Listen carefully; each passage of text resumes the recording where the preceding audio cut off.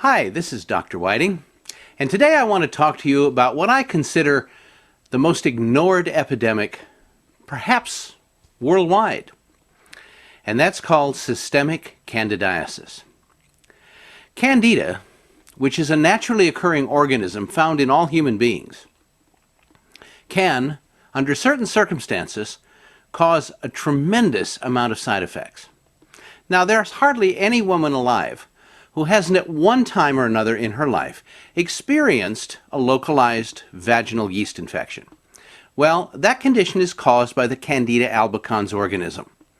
Now, what you need to understand about this particular organism is that each one of us carries this organism in our gastrointestinal tract.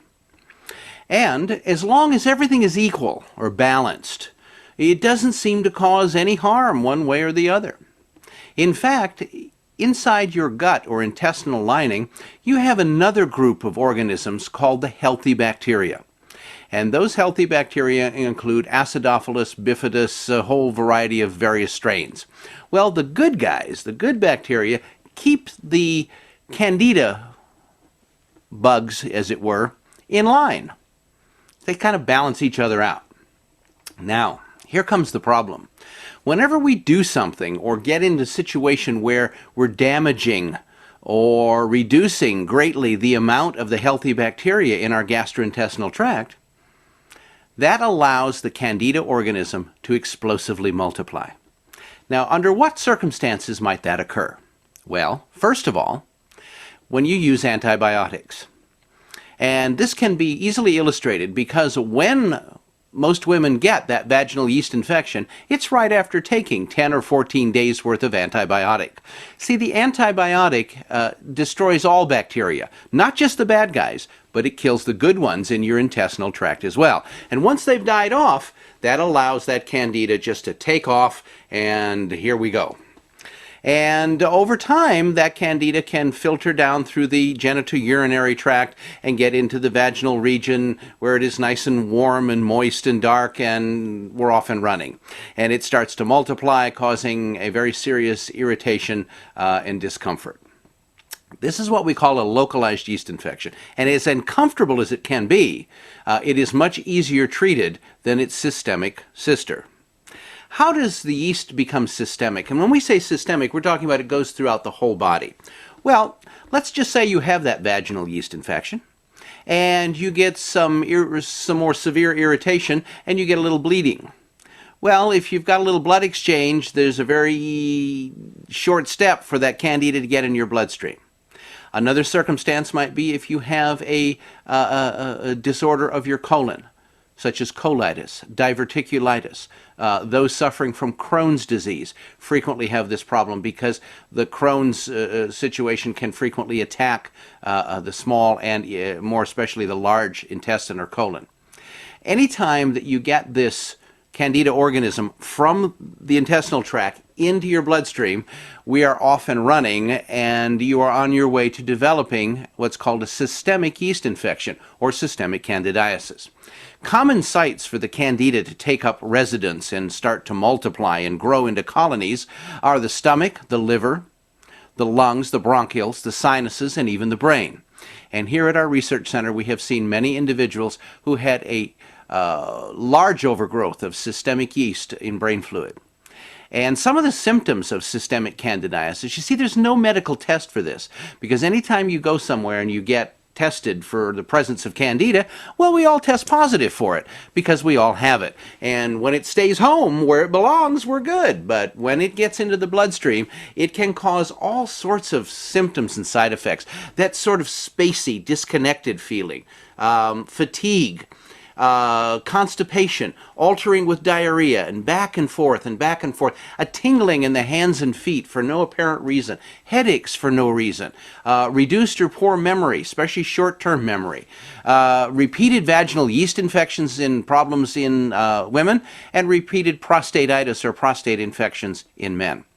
In fact, there are dozens of symptoms that can be associated with systemic yeast problems. And if you'd like to take our self-evaluation test for systemic Candida to determine your risk factor. I'm going to be telling you how to do that free of charge here in just a few minutes, because I really think this is so important. So stick with us. Now, before we talk about the solution to this problem, and yes, there is a very comfortable, easy to do, safe conclusion to this story, but I want to share with you some of the misconceptions or myths about Candida. First of all, you don't eat Candida. So what you eat will not give you Candida, and what you don't eat or avoid won't take it away. And there are all kinds of diets out there. There's the yeast diet, there's the Candida program, and all of them involve, in most cases, very strict dietary measures. You can't eat this, you can't eat that. About half of the food that we normally eat becomes off limits. And I have counseled many, many ladies especially who have been on this type of diet for years, some of them. And the hour and minute that they go off of that diet, for even one day or one weekend, their symptoms come back full-blown, sometimes even worse than before. And the reason for that is because the diet is really only suppressing the symptoms. It's making the person feel better, but it's not addressing the cause of the problem. It's just addressing the effect. What we want to do is to talk today about eliminating systemic candidiasis from your life once and for all. Now, if you suspect that you have systemic Candida, and how would you know? Well, I'll give you some quick general pointers. If you used a lot of antibiotics in your life, when you were younger, or perhaps still are using birth control medications, steroid drugs, have had colon problems such as colitis, diverticulitis, have had repeated vaginal yeast infections, or have had sexual intimate contact with someone who has had a systemic yeast or has a systemic yeast problem. If that fits your description, you might want to take our complete test. And here's how you do that. You go to our website at the Institute of Nutritional Science, and that is www.healthyinformation.com. And there you can download a copy of our Candida evaluation test. You can fill out the form, you can score it yourself, and basically here's the deal. If you score above 120, you probably have a really good chance of having systemic yeast problems, and certainly if you score above 160, it's almost guaranteed. And what are you going to do now if you take that test and you find that you are 180 or 200 or more? Well, fortunately, there's an answer. In the last 30 years of being in alternative medicine and clinical nutrition, I've tried many things for systemic yeast. I've seen many things. I've tested many programs.